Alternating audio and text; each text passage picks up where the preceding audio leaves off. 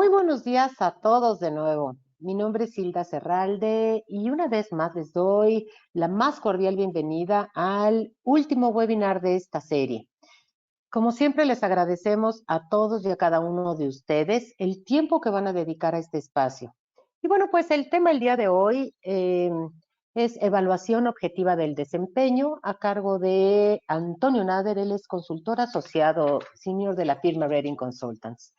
Como saben, estaremos con todo gusto compartiendo sus reflexiones y respondiendo sus dudas al término de este webinar. Así que pues adelante, Toño, te Hola, ¿qué escuchamos. tal? ¿Cómo estás, Hilda? Buenos días. Buen día.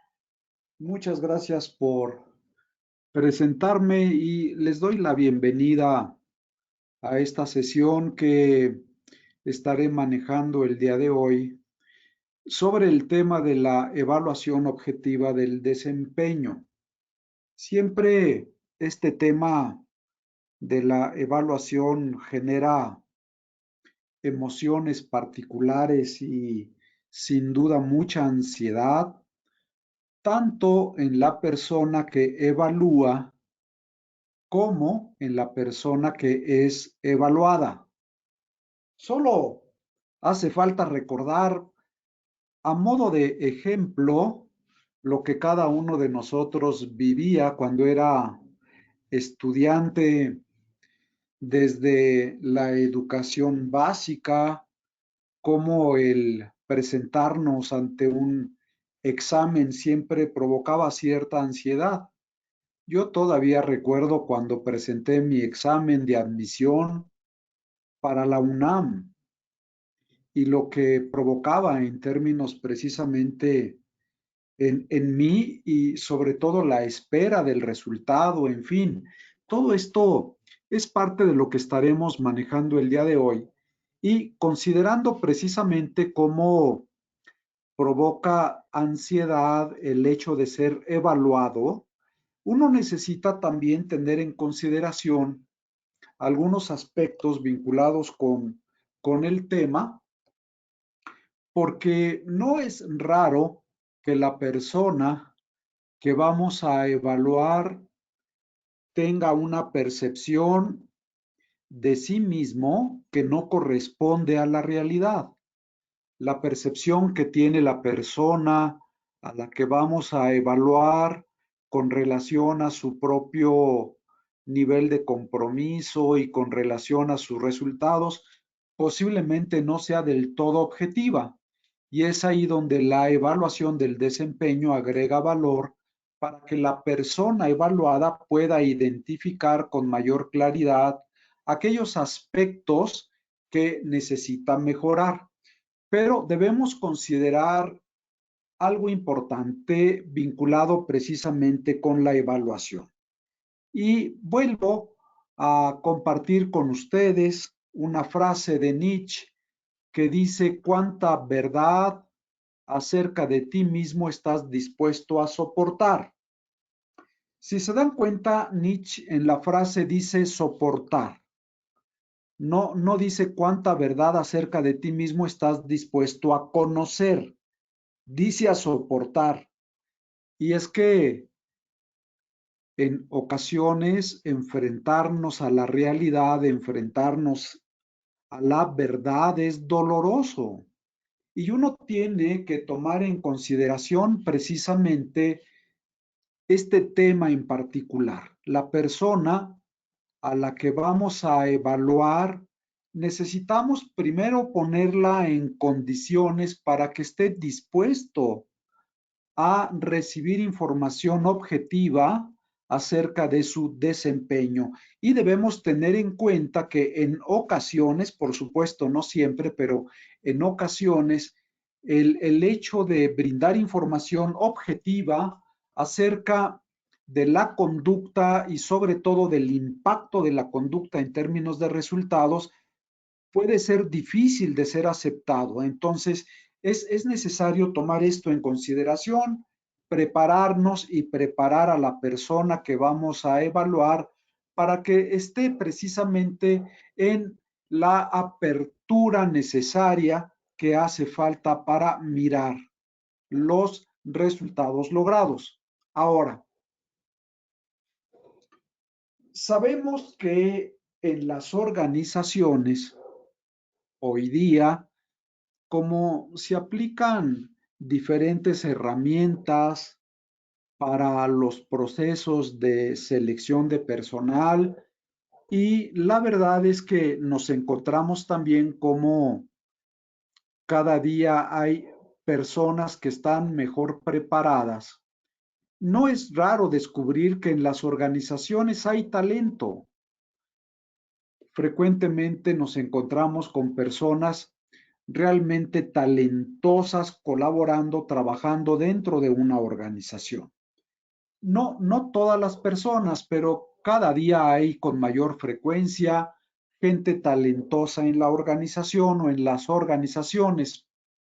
Sin embargo, aun cuando sabemos que hay gente talentosa, es necesario incorporar hábitos de evaluación.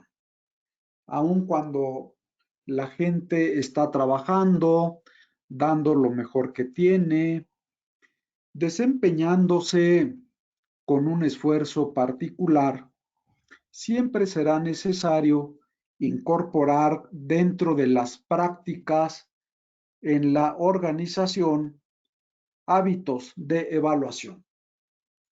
Y es que algo que he podido observar a lo largo de mi experiencia es que dentro de una organización no todas las personas contribuyen igual. Hay organizaciones en las que uno puede observar que la contribución de cada uno de los involucrados puede llegar a ser diferente. La contribución no siempre es la misma. Imaginen ustedes que vamos en un kayak, 8 personas remando y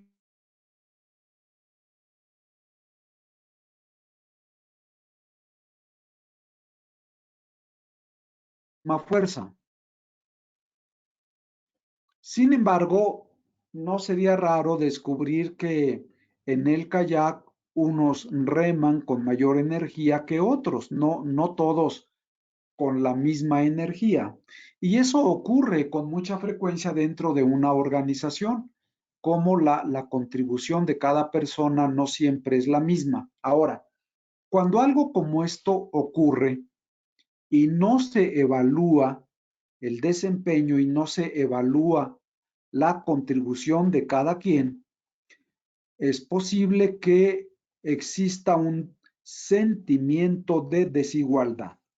Sobre todo aquellas personas que están contribuyendo mejor y sin embargo no reciben una diferencia en su contribución, no se marca esta diferencia de su contribución, esto puede llegar a provocar precisamente problemas en el clima organizacional. Es por eso que para mantener un clima organizacional sano, hace falta incorporar la evaluación del desempeño que permita precisamente descubrir con objetividad quién es responsable de qué cosas y cómo se está desempeñando de acuerdo a su propia responsabilidad, diferenciando con objetividad la contribución de cada quien y, claro, darle a cada quien lo que le corresponde en derecho. Esto puede mejorar sin duda el clima organizacional. Algo que ocurre con mucha frecuencia es que dentro de las empresas se evalúa más que el resultado, con mucha frecuencia se evalúan eh, los conocimientos y la experiencia. Algo que debemos precisamente considerar en ese tema es que desde los procesos de selección de personal uno puede observar cómo con mucha frecuencia se evalúa el nivel de conocimiento de la gente y también se evalúa la experiencia. Pero sabemos que hoy día tener conocimiento, tener experiencia es un rasgo valioso. Debemos continuar valorando el conocimiento y la experiencia, pero debemos tener en cuenta que no siempre el conocimiento y la experiencia se llevan de la mano con la efectividad. Uno puede encontrar personas que tienen conocimiento envidiable, que tienen una gran experiencia, sin embargo, no necesariamente logran los resultados esperados en el puesto. Son cosas distintas, son cosas diferentes. Por eso hace falta tener un modelo, tener un método de evaluación que permita realmente medir si una persona dentro de la empresa está logrando o no los resultados esperados, en lugar de evaluar solamente el conocimiento o evaluar solamente la experiencia. Es necesario evaluar el logro y no la capacidad de logro, sino el logro real, el logro que entrega la persona producto de su esfuerzo, producto de su trabajo cotidiano y diferenciar con toda claridad quiénes logran qué cosas dentro de un equipo de trabajo. Así pues, algo que necesitamos incorporar dentro de estas ideas es cómo al final del día nuestro trabajo tiene que ver con rentabilizar la experiencia. Creo que se fue un poco la señal de audio. Entonces, bueno, les comento nuevamente esta idea. Nuestro trabajo, el trabajo de todos nosotros al final del día es rentabilizar la experiencia y el conocimiento. No es lo que se persigue dentro de nuestra actividad profesional solamente acumular conocimiento y experiencia. Lo que se espera es que todo ese nivel de conocimiento y experiencia que hemos acumulado a lo largo de los años lo logremos rentabilizar en resultados contantes y sonantes. Algo que seguramente ustedes conocen y lo han observado en personas a lo largo de su propia experiencia, como dentro de las organizaciones donde hemos colaborado, hay personas que piensan que solo por el hecho de tener conocimiento, eso ya es suficiente para tener una posición particular dentro de la empresa. Yo recuerdo hace años cuando trabajaba yo para el Consejo Nacional de Población, tenía un colega que quería que su sueldo estuviera de alguna manera conformado a partir de su experiencia, cuando en realidad sabemos que la experiencia no necesariamente se debe de ligar al salario, sino más bien el impacto que tiene tu conducta en los resultados. Así pues, la experiencia y el conocimiento pueden ser valorados de manera particular, pero sabemos no es suficiente, es necesario rentabilizarlo. Y es ahí donde uno puede observar, por ejemplo, cómo hay vendedores que puedan tener mucho conocimiento y mucha experiencia, pero no necesariamente eso garantiza que vendan. Sabemos también que cuando incorporamos metódicamente evaluación de resultados, el desempeño de la gente tiende a mejorar. Quiero comentar con ustedes, lo puse así en la presentación para no olvidarlo, un libro que leí hace tiempo y se llama Taiko. Este libro habla de lo que era el Japón en la época medieval de Europa. Como ustedes saben, en la Europa medieval había señores feudales, pero en el Japón no había señores feudales. lo que había eran samuráis. Un samurái quería construir en una cañada conformada por dos montañas una presa y quería construir esta presa para atacar a otro samurái, provocando, dado que era época de lluvias, provocando una gran inundación para arrojar el agua al castillo de un samurái que era su enemigo. Cuando inicia las actividades, este samurái que les comento contrata a mucha gente de la región, más de 1000 personas, a su cargo para la construcción precisamente de esta muralla, de esta presa de agua. Pero se da cuenta que después de algunas semanas de trabajar, la gente ya no estaba colaborando con la misma entrega que había tenido en un principio. Disminuyó la capacidad de trabajo de la gente después de algunas semanas. Por lo tanto, el samurái se reúne con toda la gente, con todos los trabajadores, para preguntar qué está ocurriendo.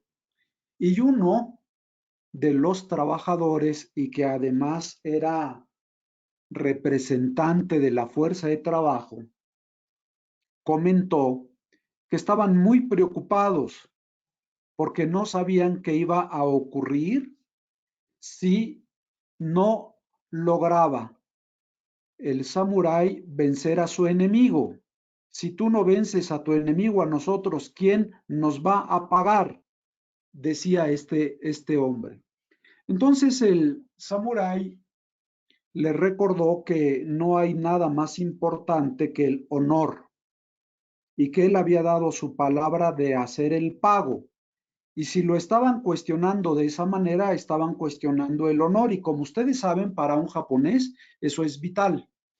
Entonces lo que hizo este samurái fue sacar su katana, que es la espada japonesa, diseñada para cortar de un solo tajo la cabeza de un enemigo. Lo que hizo el samurái fue precisamente cortarle la cabeza a esta persona y después de que le cortó la cabeza le preguntó a la gente si ahora estaban en mejor disposición para trabajar. Y claro, todo mundo empezó a trabajar como lo habían hecho en un principio y al final del día lograron completar el trabajo, la muralla, en el tiempo estimado.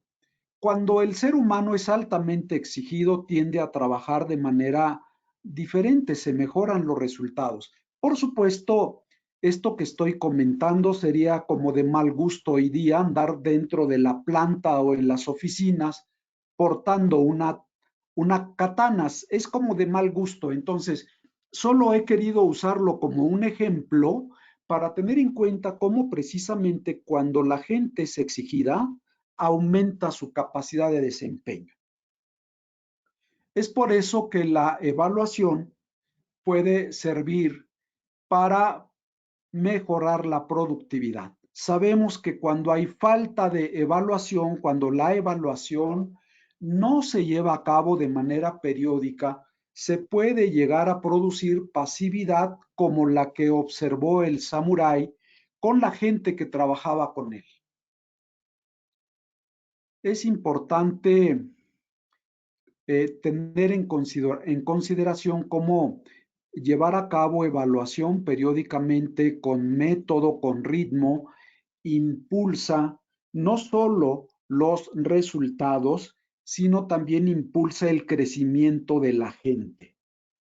Cada uno de nosotros, como gerentes que somos, cuando tenemos gente a nuestro cargo, es parte de nuestra responsabilidad hacer que la gente crezca, se desarrolle. Y claro, también es parte de nuestra responsabilidad hacer crecer a nuestros colegas y a nuestros superiores. Recuerdo hace tiempo una gran compañía en México tenía muchos proveedores y presionaba de tal manera a los proveedores para que le mejoraran tiempo de entrega y precio, que llegó un momento en el que varios de sus proveedores ya no pudieron continuar adelante. Y entonces algunas de estas compañías quebraron. Lo que hizo la empresa que les comento fue cambiar su técnica por una técnica de evaluación diferente para impulsar el crecimiento de sus proveedores y así lograr no solamente que el proveedor les entregara, sino que les entregara en el tiempo y con la calidad esperada, pero a través de la evaluación del desempeño para impulsar el crecimiento, ayudando a los proveedores a mejorar. Uno no puede ayudarle a una empresa y no puede uno ayudarle a un subordinado a crecer si no aplicamos primero técnicas de evaluación, saber cómo está en este momento la persona o la organización es vital. Además, sabemos que la evaluación permite ganar objetividad, da sentido de la realidad, sobre todo cuando en ocasiones uno no es consciente de sus conductas y del impacto que sus conductas producen en las personas y en los resultados. Es por eso que la evaluación le da sentido a uno mismo acerca de la realidad. Sabemos además que el legado de un gerente son sus resultados. Eso es lo que un gerente deja como legado dentro de una organización. Y lo mismo podríamos decir, por ejemplo, el legado que nos ha dejado Gabriel García Márquez a través de sus obras literarias que no tienen precedente. Uno puede leer El coronel no tiene quien le escriba y vibrar con la obra, que es uno de los legados de Gabriel García Márquez y es un legado que habla de sus resultados. Comentaba ya con ustedes cómo la evaluación del desempeño permite identificar con objetividad, con toda claridad, no solo quienes están logrando resultados, sino que además nos permite identificar quienes requieren mejorar en qué habilidades. Hablando, por ejemplo, de este tema, el diagnóstico de efectividad gerencial diseñado por el Dr. Reding es una herramienta, es un instrumento que tiene su origen en una evaluación ciertamente, pero sobre todo utilizada para temas para temas vinculados con el mejoramiento del desempeño, para impulsar el crecimiento, para impulsar el desarrollo. Así pues, la evaluación debemos percibirla precisamente como una herramienta poderosa que nos va a permitir elaborar planes de desarrollo y planes de crecimiento para con la gente y para nosotros mismos. La evaluación puede ser la base para impulsar los programas de entrenamiento y desarrollo, tanto a nivel de una organización como también a nivel individual.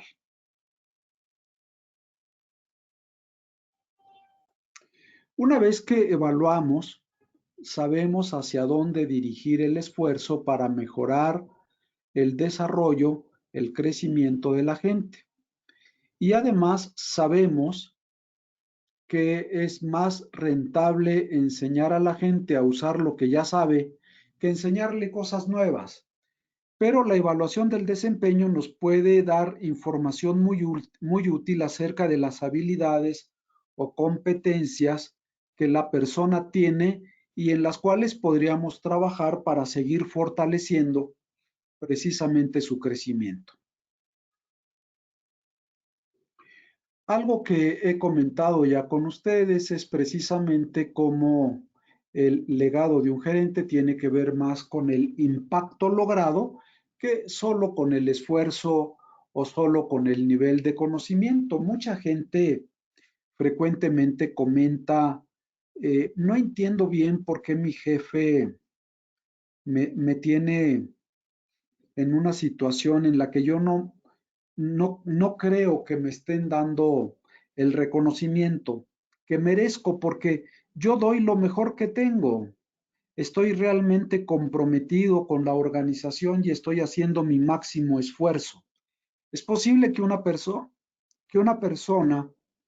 que está dando su máximo esfuerzo realmente no tenga una clara conciencia de cómo su esfuerzo se traduce en resultados o en la falta de resultados. Es por eso que la evaluación puede ayudar para darme cuenta que aun cuando estoy dando mi máximo esfuerzo al final del día, el resultado no se da. Así pues, esto me puede ayudar a ganar objetividad, pero además puede ayudarme para descubrir qué es aquello que estoy haciendo y que ya no debería seguir haciendo, porque todo este esfuerzo y esta conducta que estoy poniendo en práctica solo provoca mucho desgaste en mí y en otras personas más, pero no produce resultados. Es ahí donde la evaluación del desempeño puede ayudarme para rentabilizar mejor mi propio esfuerzo. Bueno, y convertir el fruto de mi trabajo precisamente en resultados palpables. Es por eso que en Reading pensamos que la evaluación por resultados aporta mayor sentido a la realidad. Es mejor evaluar resultados que evaluar conocimiento, evaluar esfuerzo o evaluar la experiencia. Mejor vamos a evaluar resultados. Eso nos va a ayudar a ganar un sentido mucho más objetivo de la realidad. Y sin duda, la evaluación del desempeño es una piedra angular para impulsar lo que nosotros llamamos cultura de efectividad dentro de la organización. ¿Cuáles son los elementos que debemos considerar fundamentales en el proceso de la evaluación del desempeño? Estos elementos fundamentales tienen que ver primero con la descripción del puesto por resultados. Como ustedes saben, en el modelo Reading, desde hace ya más de 45 años, trabajamos perfilando puestos a partir de resultados en una sola página. Esto se logra a partir de áreas de efectividad que, como ustedes saben, son un fundamento básico del modelo Reading, el establecimiento de áreas de efectividad que permita perfilar el puesto por resultados, donde la idea central tiene que ver con identificar con toda claridad qué es lo que se espera de un puesto dentro de la organización en términos de resultados. No qué es aquello que debes hacer, sino qué es aquello que debes de lograr. Esto marca una diferencia cultural realmente distinta entre nuestra cultura latinoamericana y, por ejemplo, la cultura que se da en Japón. Cuando una persona en Japón se va a contratar a una empresa, lo que le preocupa es saber si está a la altura de lo que la organización necesita de él. Y sin embargo, en América Latina, la preocupación de un trabajador cuando se va a incorporar, a colaborar en una empresa, su principal preocupación es qué es aquello que tengo que hacer. Y no necesariamente qué es aquello que tengo que lograr.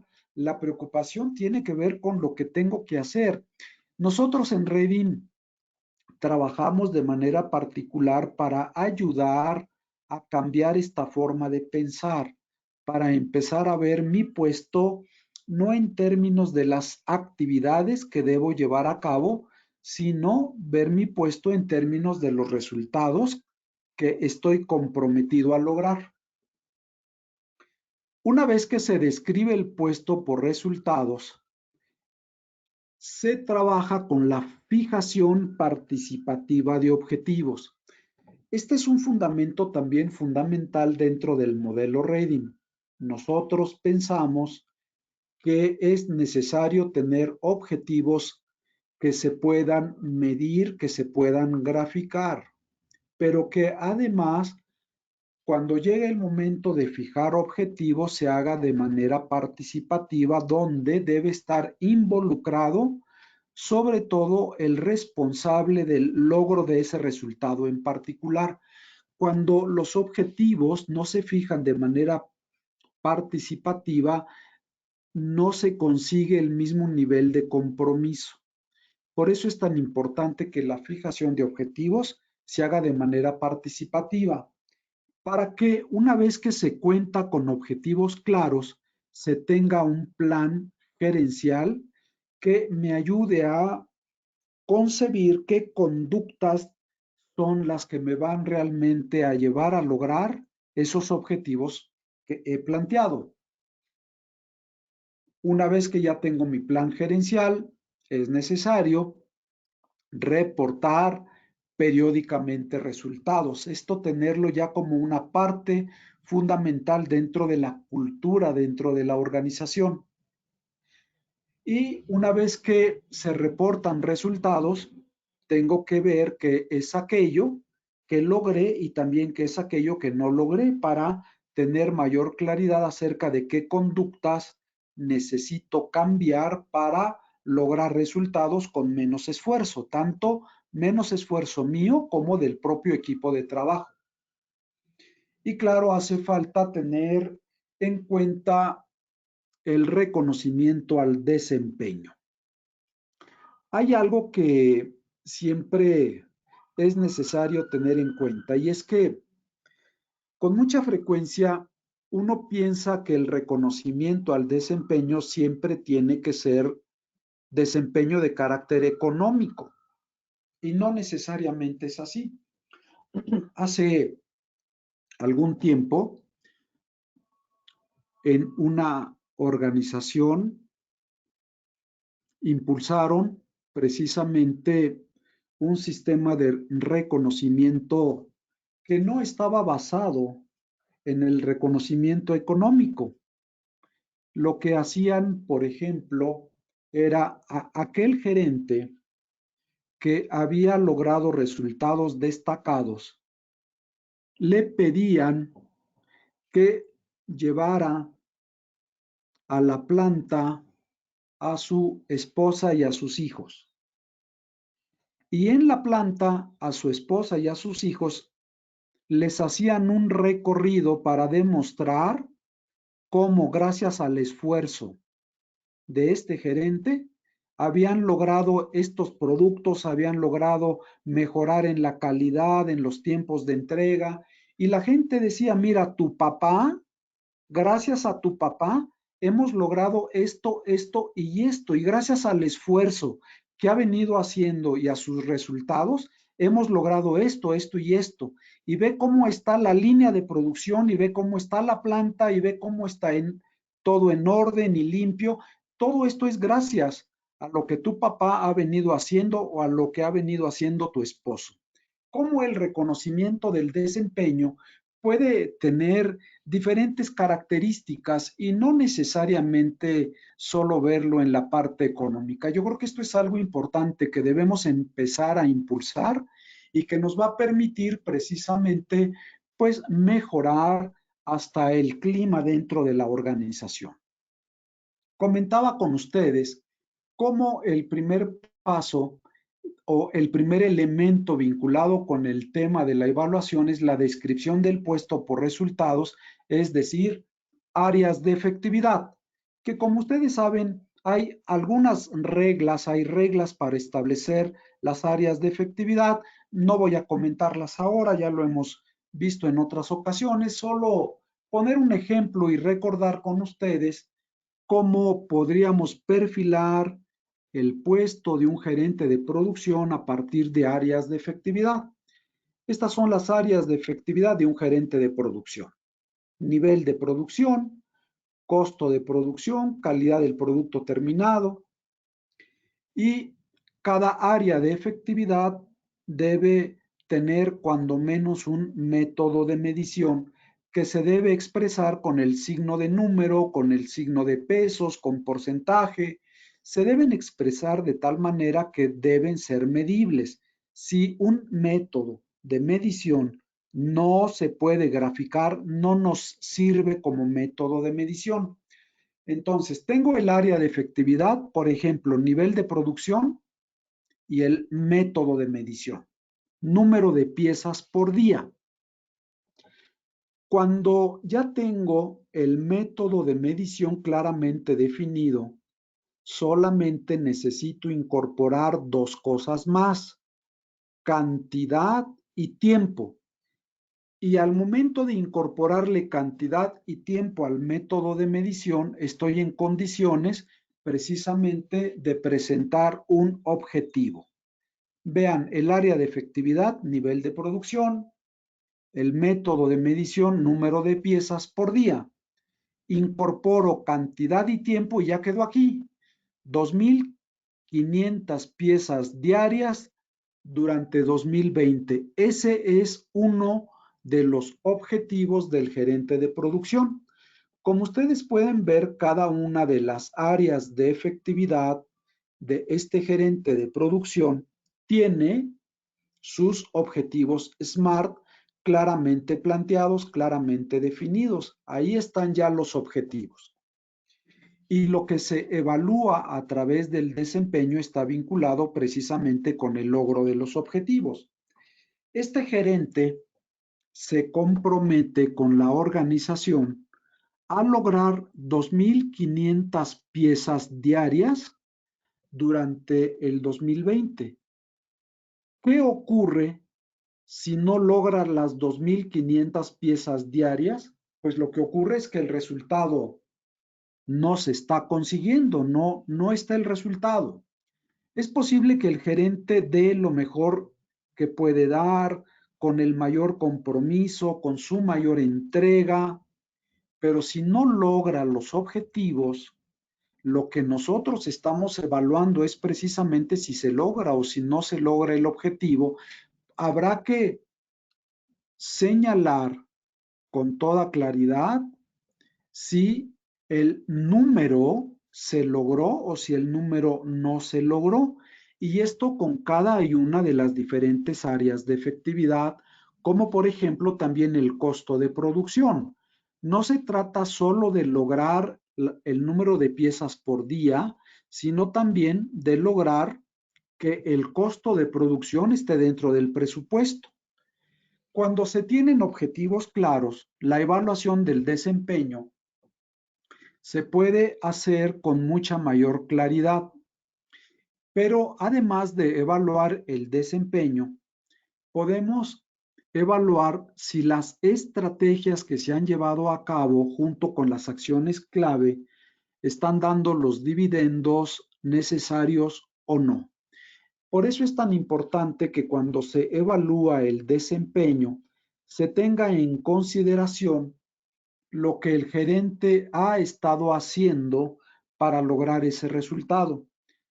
Por eso, cuando uno observa si el resultado no se ha dado, es necesario evaluar también qué estrategias son las que llevaste a cabo y ver de esas estrategias cuáles funcionaron y cuáles no funcionaron para cambiar las estrategias y cambiar las acciones clave, con la idea de impulsar cambios de manera inteligente que permitan lograr el resultado con menos esfuerzo, con menos desgaste. Es por eso que resulta tan importante cuando se hace la evaluación del desempeño, evaluar todo el plan gerencial, incluyendo las estrategias y acciones clave para identificar cambios conductuales importantes.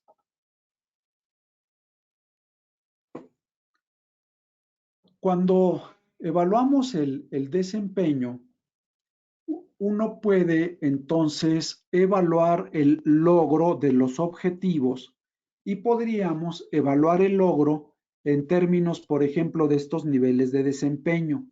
El logro fue sobresaliente, excede los requerimientos, cubre, requiere mejorar el desempeño o el desempeño no es satisfactorio.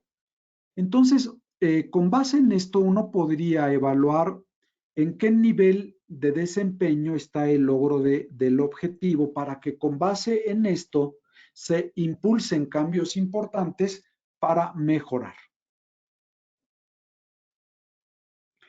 También es necesario evaluar no solamente el logro del objetivo, sino también hay que evaluar el desempeño de habilidades.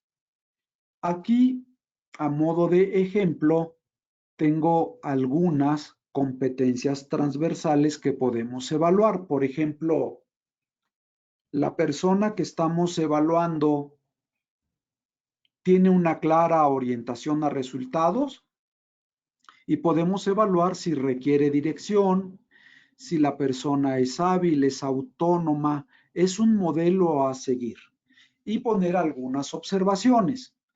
¿Cómo este gerente maneja los conflictos? ¿Requiere dirección, es hábil, etcétera?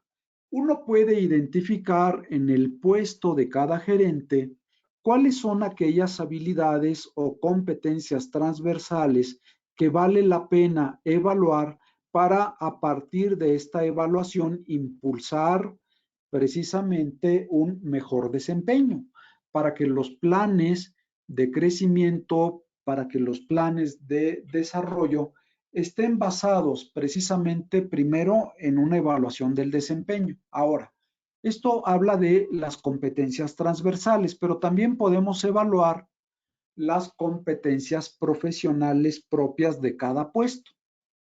Por ejemplo, solamente a manera de ejemplificarlo aquí, he puesto para ustedes algunas competencias como, por ejemplo, herramientas de selección, desarrollo de talento, proceso de selección, sueldos y compensaciones, como competencias profesionales que podríamos evaluar.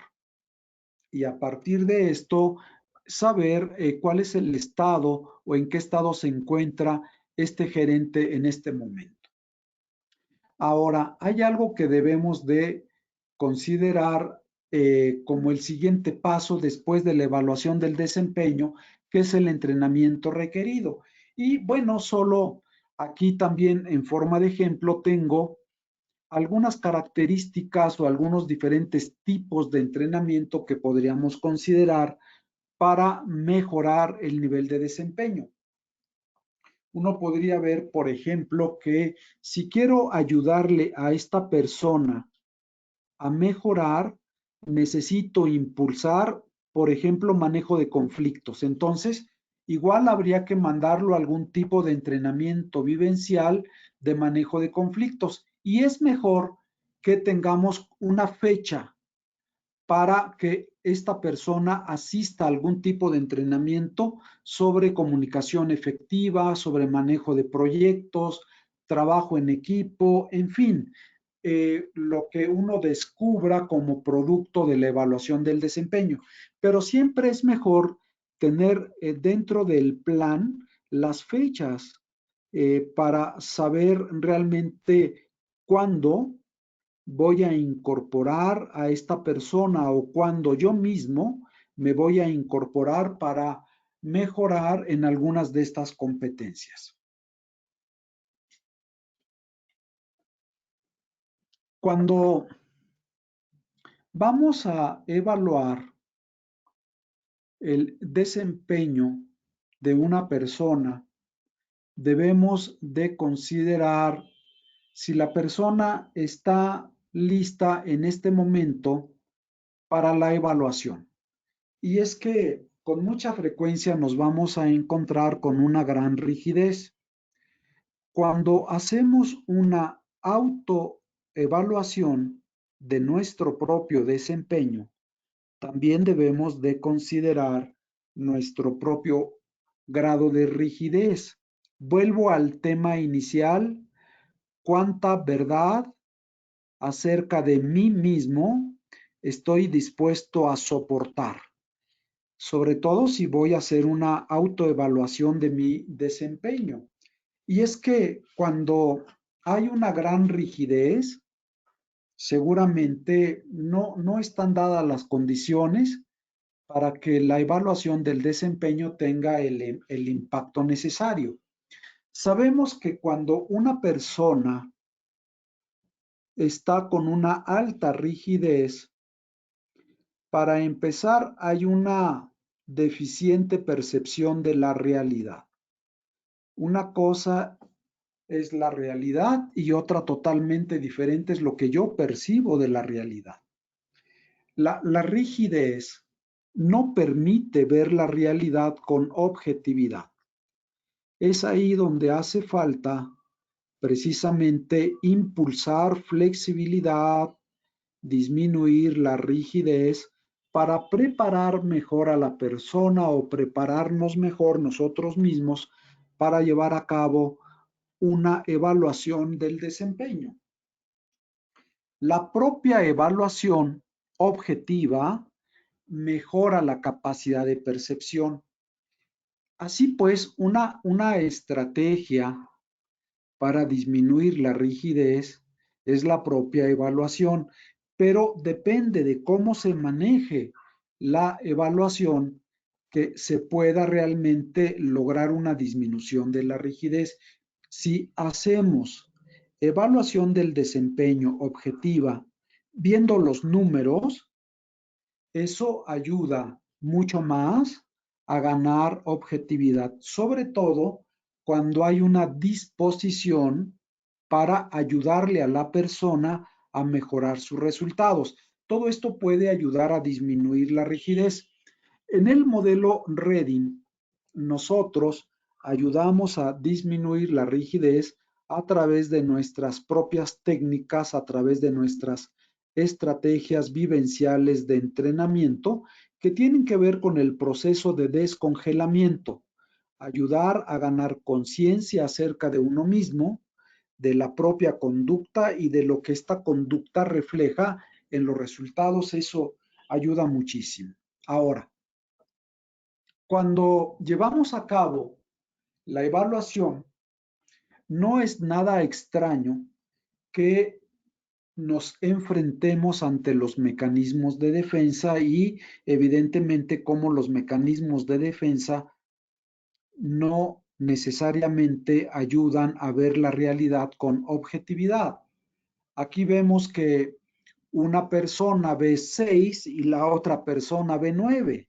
No siempre la percepción de la realidad es tan objetiva como uno quisiera. Y es que están involucrados los mecanismos de defensa.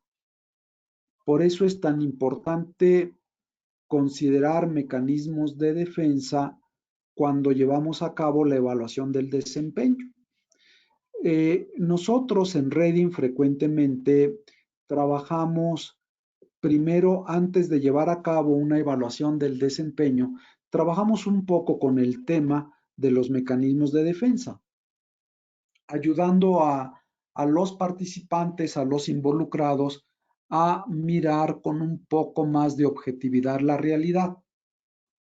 Recordemos un poco acerca de este tema que ya en otras sesiones, tanto Alejandro Serralde, Lucía, Hilda y yo, ya hemos hablado precisamente de los mecanismos de defensa. Recuerdo cuando por ahí de la década de los 80s, finales de los 80s, principios de los 90s, yo fui profesor de psicología en la Universidad La Salle, en la Universidad del Valle de México. En aquella época, dentro de los diferentes temas que se veían en psicología general, había un tema en particular que era precisamente mecanismos de defensa. Y había libros, recuerdo, me llamaba la atención, yo todavía conservo algunos de estos libros de higiene mental. Así es como se llamaban algunos de estos libros, libros de higiene mental, que abordaban el tema de los mecanismos de defensa. También conocidos los mecanismos de defensa como mecanismos de ajuste.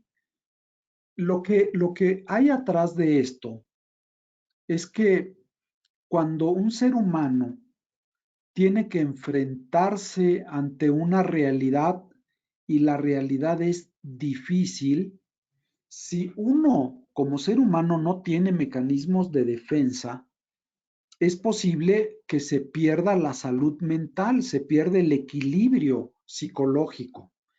Los mecanismos de defensa son necesarios para conservar la salud, son necesarios para conservar el equilibrio psicológico. Pero el problema es que nos hemos encontrado que dentro de las organizaciones muchos gerentes abusan de los mecanismos de defensa. Ahora, comentaba con ustedes que los mecanismos de defensa son necesarios.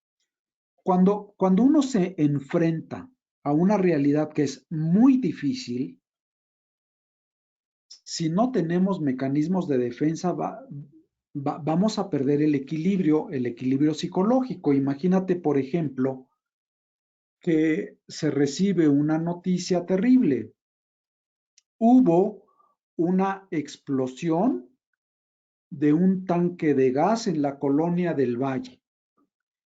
Y entonces me pongo a investigar y descubro que fue la explosión en la casa de un familiar.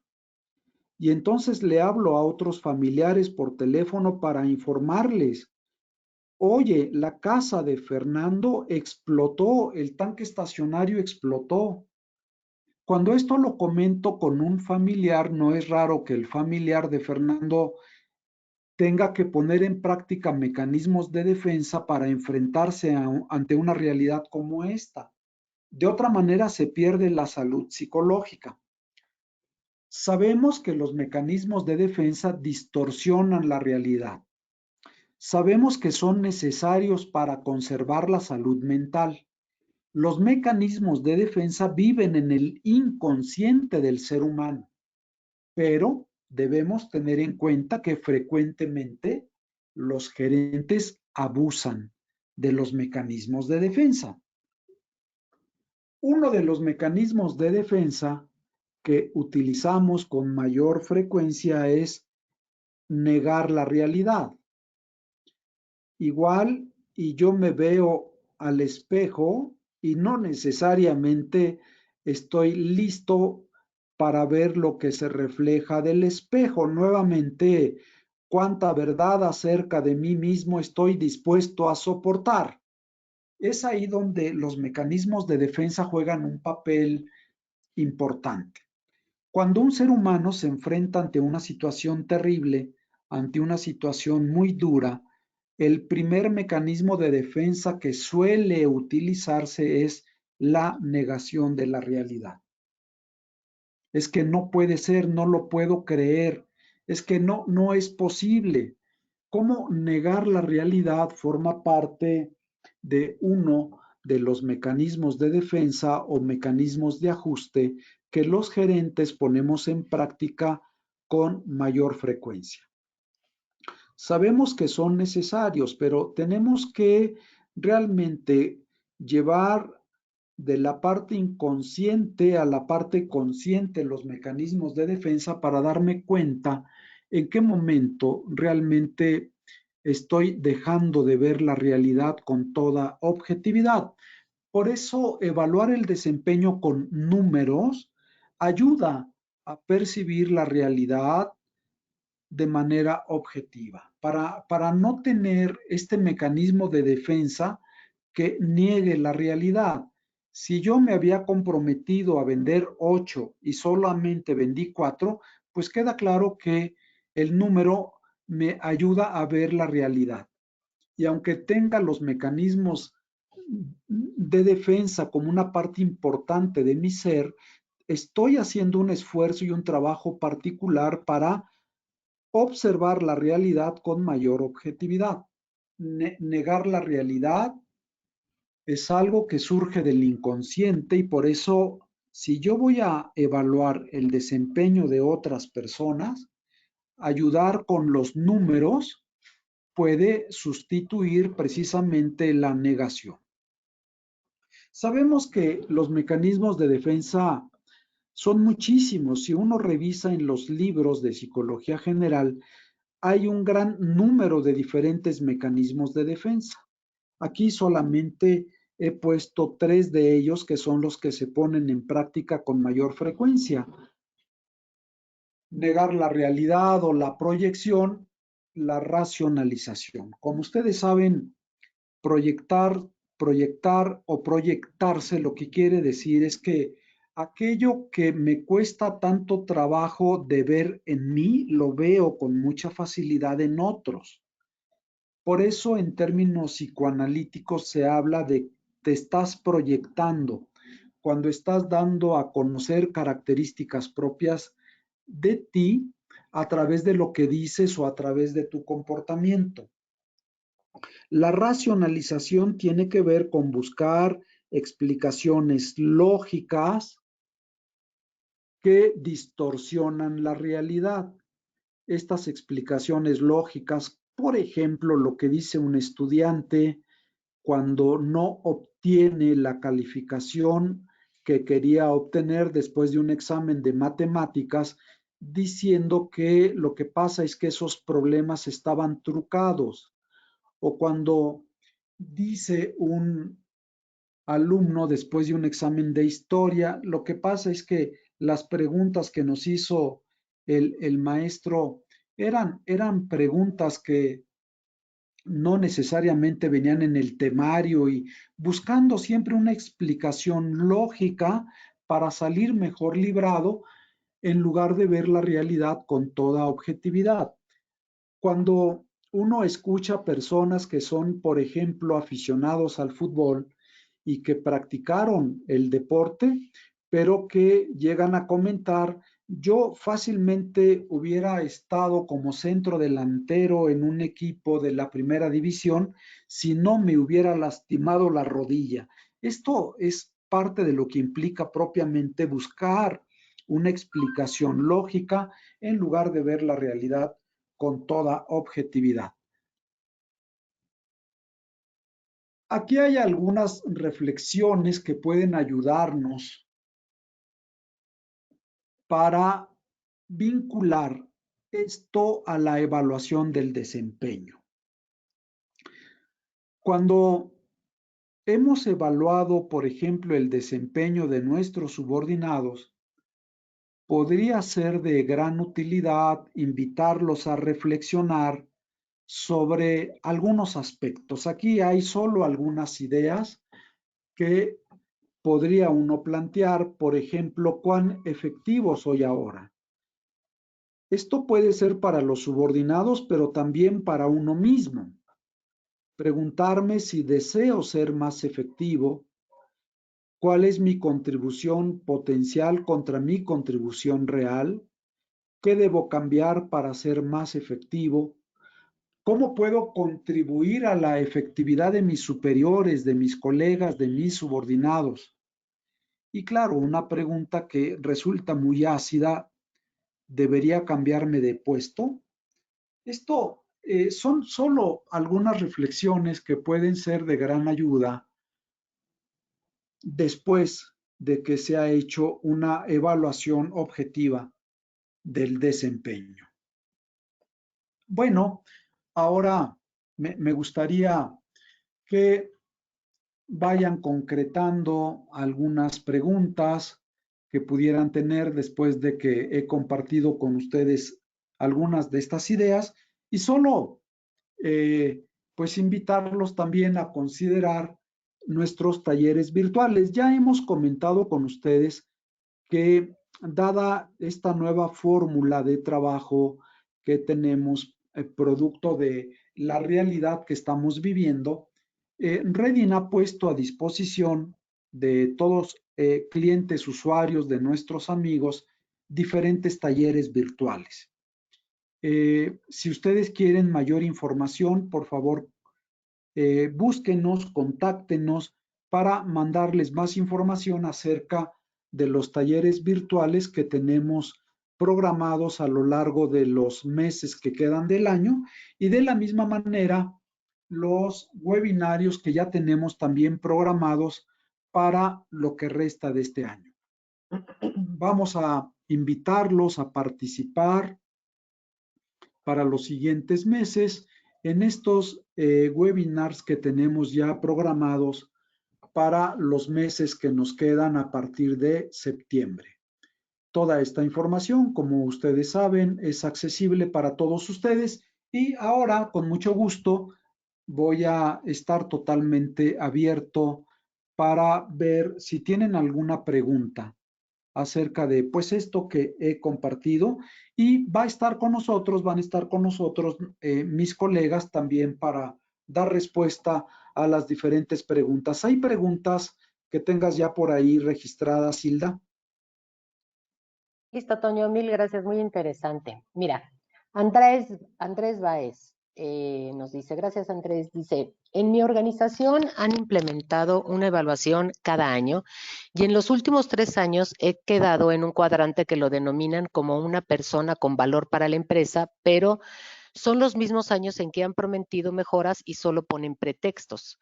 Como ya estás en un nuevo organigrama, ya lo tiene la dirección. Pretextos como ya estás en un nuevo organigrama, ya lo tiene Dirección de Recursos Humanos, ya lo tiene Dirección General, ya lo tiene la Dirección de Área UPS. Dice, hay un nuevo director, lo estamos valorando de nuevo. ¿Qué me aconsejan? A mí me encantará escuchar el punto de vista de alguno de mis colegas, no sé si están por ahí, Lucía, Alejandro. Sí, Toño, por aquí estoy. Pues Pues muy bien, Lucy, si me ayudas, por favor. sí, eh, pues Andrés, yo creo que aquí valdría la pena tener un diálogo franco con tu jefe sobre pues qué planes hay para ti y franco también acerca de tu desempeño. Importante comprender la situación actual de la organización, en qué medida una coyuntura como la que estamos viviendo, pues limita las posibilidades de crecimiento al interior porque pues la propia incertidumbre no necesariamente pone claras oportunidades de progreso. Yo te recomendaría, Andrés, tener una conversación franca con tu jefe sobre cómo valora tu contribución, uno, con toda candidez, cómo aprecia tu potencial y después dialogar sobre qué oportunidades ofrece la empresa en la coyuntura actual. Yo creo que ese es un camino que pudiera funcionar. Me gustaría complementar lo siguiente, también Andrés, en esta vida nos toca de pronto cuestionar cuál es nuestra aspiración de futuro. Y resultaría también totalmente válido que tú te preguntaras si las opciones de crecimiento en esa organización encajan con tu proyecto de vida. Y a partir de ello también, pues tú tomas una decisión y no solamente estar a la expectativa de las decisiones de otros sobre tu futuro. Esta sería mi reflexión. Muchas Gracias. gracias, Alejandro y Lucía. ¿Qué otra pregunta tenemos, Hilda? Vale, mira, Rosa Santoyo. Hola, buenos días. ¿Nos podrían compartir unos ejemplos de cómo podemos impulsar la flexibilidad?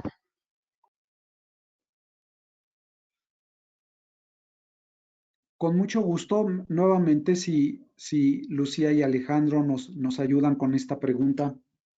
Mira, la flexibilidad es el arte de cambiar de enfoque.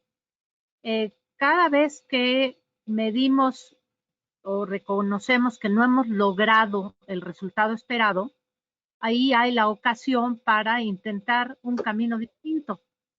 A punta de este ejercicio de cambiar de enfoque, implementarlo, ver el resultado, si no funcionó, volver a cambiar de enfoque e implementarlo y volver a ver el resultado, es que se va cultivando la flexibilidad. La flexibilidad consiste en ser capaz de cambiar de enfoque tantas veces como sea necesario hasta lograr el resultado. Emprendí una vía para hacer las cosas muy bien. La pregunta es, ¿te funcionó sí o no? La efectividad es binaria. Si no funcionó, pues cambiar de enfoque resulta lo sensato. Ale, no sé si quieres agregar algo.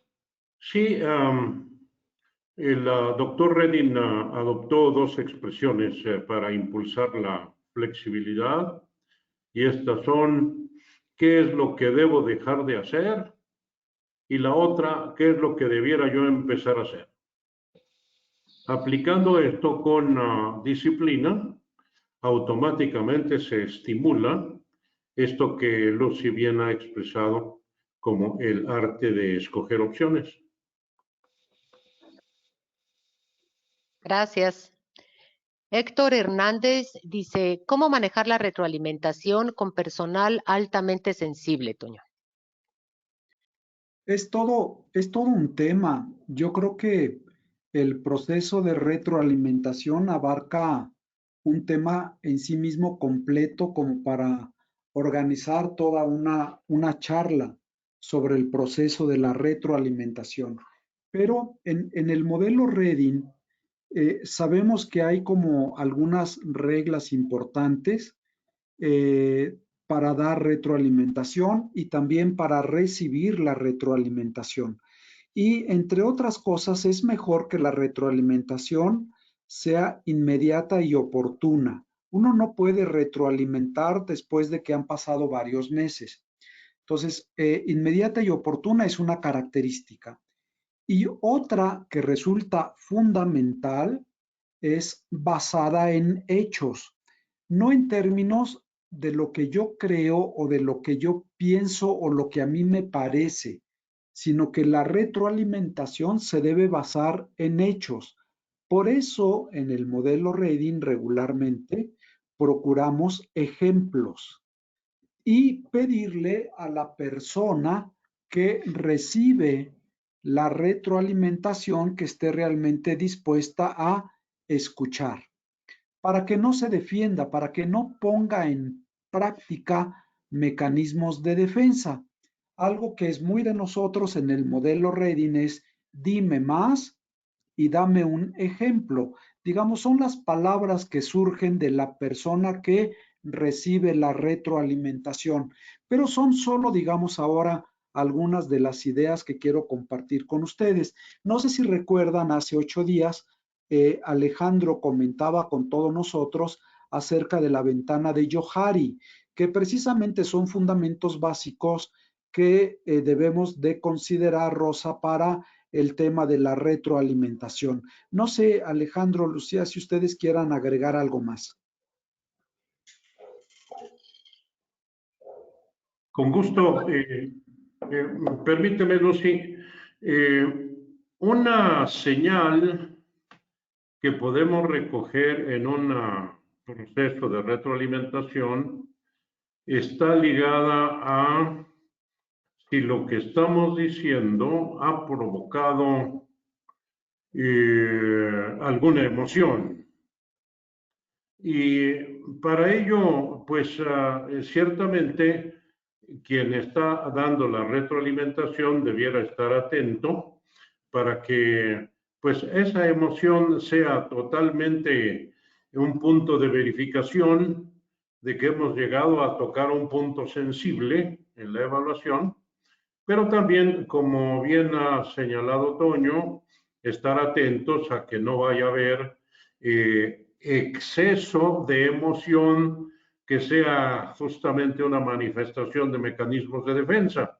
Por ejemplo, hay personas demasiado sensibles que de pronto irrumpen en llanto, pero esto es claramente un mecanismo de defensa para decir ya no me digas más porque me estoy desbaratando. Así entonces, seguramente al momento de dar retroalimentación debemos estar atentos a la explosión de emociones. Si hay emoción de por medio, quiere decir que el mensaje está llegando a su destino. Gracias, Ale. Nos dice Liliana Telles, para hacer la evaluación debemos de crear una condición adecuada. ¿Cómo se logra esta? ¿Nos ayudas, Lucía? Sí, yo pienso que un primer aspecto en la retroalimentación consiste en tener resultados mensurables que ayuden a agregar objetividad y crear una atmósfera cálida donde miremos la medición de resultados como, digamos, una oportunidad de progreso. Cuando alguien falla en el logro de sus resultados, lo más importante no es si logró o no logró esta vez, sino que lo más importante es que la siguiente vez genere un logro de mejor nivel. Quiere decir que la retroalimentación nos debe servir para animar el progreso de las personas. Así, pues viene bien ligar la retroalimentación primero a la práctica de reporte y medición de resultados, porque esto agrega objetividad. Y una vez que hemos aplicado esta práctica de mirar números y dialogar acerca de qué cambiamos para optimizar, estaremos en mejores condiciones para montar un ejercicio de retroalimentación en donde con calidez aportemos ejemplos concretos de comportamiento más y menos efectivo a la persona y además un legítimo compromiso de nuestra parte para ver cómo ayudar a su desempeño. Apertura también para recoger cómo podemos nosotros estar obstaculizando la efectividad del colaborador. Así, en la medida en que nos asinceremos reconociendo también nuestra implicación, creo que se va construyendo un ánimo cálido y constructivo en un diálogo de retroalimentación. La retroalimentación debe propiciar a la postre una especie de compromiso mutuo acerca de los cambios que yo voy a emprender para ayudarte a ser efectivo, si es que estoy obstaculizando, y también los cambios que tú vas a iniciar para propiciar un incremento de efectividad. Serían mis recomendaciones. Gracias, Lucía. Nos dice Marbellis Olivero, ¿algún texto que nos amplíe el tema de rigidez y de mecanismos de defensa que nos puedan compartir? Sí, con Ya, gusto, Marbellis. Tenemos unos... Perdón, Lucía, adelante. Percepción situacional, si nos pones tu correo, te lo hacemos llegar. Gracias, Lucía. María del Rosario Fernández. Muchas gracias por la exposición. Colaboro en empresa logística de importación o exportación. ¿Qué hacer con el personal que tiene mucho tiempo colaborando, pero que no reciben estímulos de parte de la empresa? Es importante mencionar que el personal está calificado y desempeña de manera excelente su trabajo. Por no ser una empresa muy grande, no hay expectativas de acceso de puestos. Hay sentimientos de falta de valoración. Gracias. Toño. Por ejemplo, esto que les comentaba yo hace un momento surge de un programa que se impulsó en una organización donde se pedía a todas las personas de la organización que dieran ideas de cómo se podría precisamente reforzar el mejor desempeño. Y fue increíble todo lo que fue surgiendo en términos de diferentes ideas para que se reconociera el desempeño y no necesariamente en la parte económica, sino con ideas como esta que yo les comentaba hace un momento y que a mí me parecía como realmente una idea maravillosa para reconocer el logro, el desempeño de un gerente sin que necesariamente esto tenga que ver con el dinero. Entonces, yo creo que recogiendo a través de las propias ideas de la gente, cómo le gustaría ser reconocido una vez que logre. Entonces, impulsar un programa de no solo evaluación, sino también un programa de reconocimiento al mérito, esto ayuda muchísimo. Gracias, Toño. Dante Ruiz dice, cuando a alguien lo has evaluado durante 3 años con la misma calificación, rendimiento medio, pero la persona sigue considerando que hace maravillas y no logra entender cómo debe progresar, ¿cómo lo retroalimentas?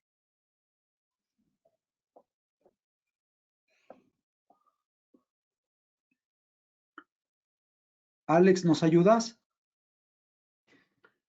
Bien, sin duda quiere decir que el centro de la preocupación no debe de ser el acto de la evaluación del desempeño, sino la destreza del jefe para hacer crecer al subordinado. Cuando yo me encuentro que una persona dice, es que mi gente no me responde, yo en vez de dudar de la gente, dudo del jefe. Cuando los subordinados no crecen es que están siendo mal dirigidos. Esa sería mi respuesta. Por lo tanto, quien pregunta, pues está en el banquillo de la sospecha. Gracias, Alex. Ana Barragán dice, buenos días, por favor, recomendaciones para cambiar la mentalidad del equipo que realmente cree que sus años en el área o todo el esfuerzo que le ha dado a la empresa es lo que vale, ya que finalmente como sea salen las cosas. Toño.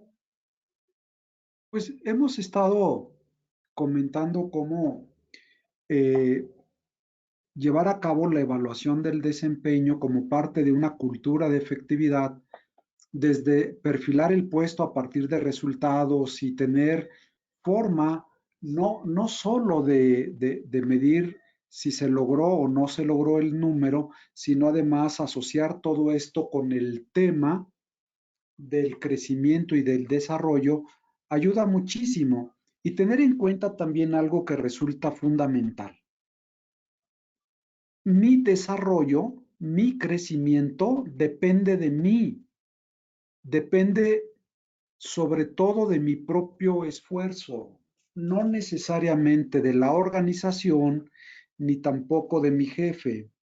Es decir, yo tengo que influir y mover la voluntad de la persona que vive dentro de mí para conseguir que esa persona impulse su propio crecimiento y desarrollo de manera particular, sobre todo considerando lo que ya comentaba Alejandro de mi propia aspiración, en dónde me veo yo en los próximos 5 años y qué es lo que aspiro yo de mí y dónde quiero estar yo dentro de los próximos años y hacer un plan de crecimiento y desarrollo para mí y por supuesto para mi propio equipo, involucrarme junto con ellos para que cada uno de mis subordinados tenga también su propio plan de vida y carrera. Yo no podría hacer el plan de vida de otros. Esto está involucrado con cada uno de nosotros. Por eso en Reading decimos que el aprendizaje tiene que ver con una decisión personal. Yo no puedo enseñarle a otra persona a andar en bicicleta. La otra persona tiene que aprender. Lo que yo puedo hacer es dar las condiciones o poner las condiciones necesarias. Y es ahí donde uno debe de cuestionarse si ha manejado las condiciones necesarias para que el equipo crezca. Gracias, Toño. Ana Barragán dice, buenos días, por favor, recomendaciones para cambiar la mentalidad del equipo que realmente cree que sus años en el área o todo... Ay, no, perdón, esa es la que acabas de responder, pido mil disculpas. Nos dice Juana Isabel Hernández, mil disculpas. Dice, en mi empresa realizan las calibraciones por medio de un comité. Cuando ha hecho su calibración o evaluación, solo nos indican el cuadrante. Lo malo es cuando nos califican con 3/1, 2/1 o 1/1. No dan pauta para poder refutar o defender esta calibración. Recomiendan cambiar el modelo de evaluación y pudieran recomendar si es bueno o no refutar esta calificación, ya que a veces son ubicados en cualquiera de los cuadrantes mencionados, puede ser motivo de despido. Toño. No tengo como toda la información, no creo tener tan claro lo que implica la pregunta. Pero Yo recuerden, puedo compartir algo aquí. adelante, Lucía, gracias. Resulta muy importante distinguir la valoración para un pago de bono de lo que se llama evaluación del desempeño. En muchas compañías este concepto se reconoce como si fuera uno solo. Evaluar el desempeño implica las bases del pago del bono. Nuestro punto de vista es que debemos ver el proceso de evaluación del desempeño como un proceso para ayudar a la gente a crecer y a mejorar su capacidad de contribución, independientemente del bono. Así, por ejemplo, pensar que el proceso de desempeño es un proceso institucional que hay que llenar cada vez que nos lo requieren, pues implica que estamos renunciando a una parte de nuestra responsabilidad gerencial. Independientemente del esquema del bono, debiéramos hacer un trabajo de impulsar el desempeño de nuestra gente a través de evaluación. Ya luego esto cómo se liga con el bono o no, pienso que es otro cantar. Mi recomendación, Juana Isabel, es que te apliques en impulsar el progreso en el desempeño de la gente, en lo particular, en lo personal, y pues luego, si esto tiene referencia o no con el bono, pues creo que es otra discusión u otro diálogo. Gracias, Lucía. Luis Estrella pregunta, ¿cuál sería la estrategia para abordar una retroalimentación oportuna donde la situación es algo estresante y candente? ¿Sería sensato esperar a que la situación se enfríe o se debe abordar allí mismo pese al calor del momento? Es mejor hacerlo en el momento.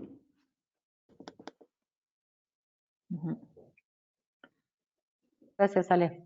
Nos dice José Roberto Flores, mi jefe nunca me dio avalúo objetivamente ni me hizo una retroalimentación.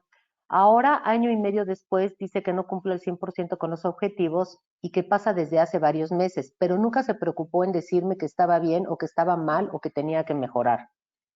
Bueno, nos está compartiendo José Roberto. Esto no sé si quieran comentar algo de esto.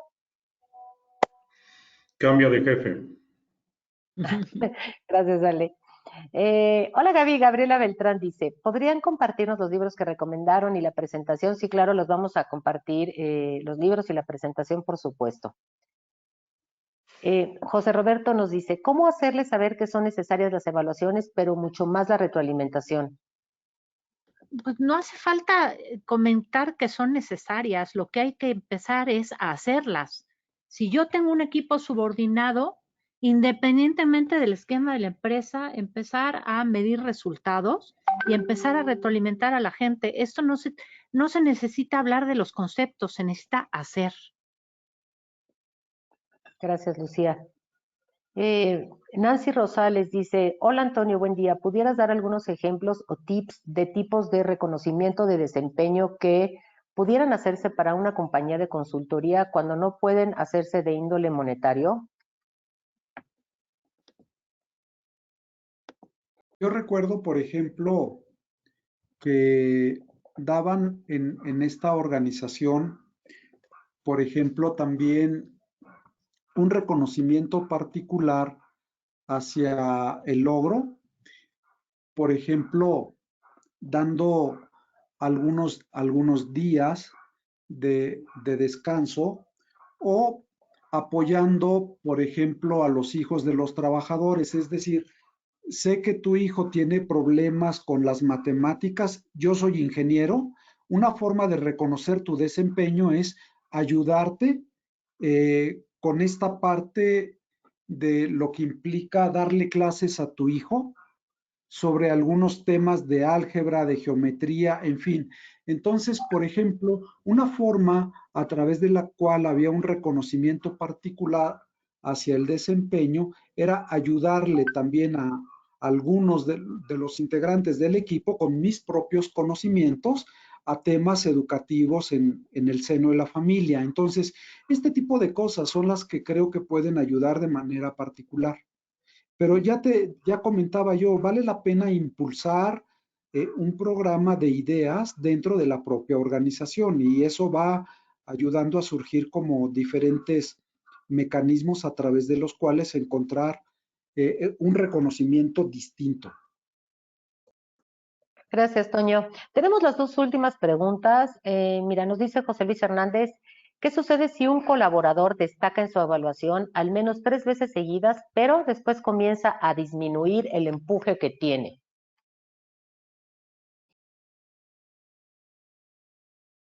Pues habría que analizar los reforzadores que tenemos para estimular el desempeño más alto. Es probable que nos esté faltando reconocer su capacidad o probablemente también entender en qué situación está la persona en lo individual. A veces, pues los seres humanos tenemos altibajos y como jefes aprender a leer esto, a captarlo, a establecer conversaciones en este sentido, pues resulta esencial. Tendríamos que entender cuáles han sido los disparadores de esa pérdida de ímpetu para ver cómo podemos ayudar. Gracias, Lucía. Dice, les decía yo que es la última pregunta, Zaira Orozco dice, consulta, ¿el proceso de evaluación de desempeño es 1 a 1, gerente más subordinado, o esta puede aplicarla a otras áreas?